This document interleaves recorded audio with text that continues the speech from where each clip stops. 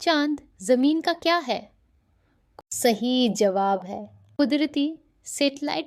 चांद पर आवाज क्यों नहीं सुनाई देती? सही जवाब है हवा न होने की वजह से चांद का एक दिन जमीन के कितने दिनों के बराबर होता है? सही जवाब है 14 दिन। चांद पर कदम रखने वाला पहला इंसान कौन था? सही जवाब है नील आर्मस्ट्रांग।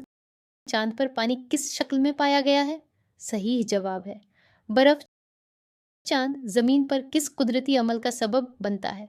सही जवाब है मद्द व जुजर। चांद की औसत जमीन से दूरी तकरीबन कितनी है? सही जवाब है 3,84,400 किलोमीटर। अगर आपको मेरे अल्फाज अच्छे लगते हैं तो दिल से गुजारिश है कि मेरे अकाउंट को फॉलो करें। आपका एक फॉलो मेरे हौसले को नई ताकत देगा।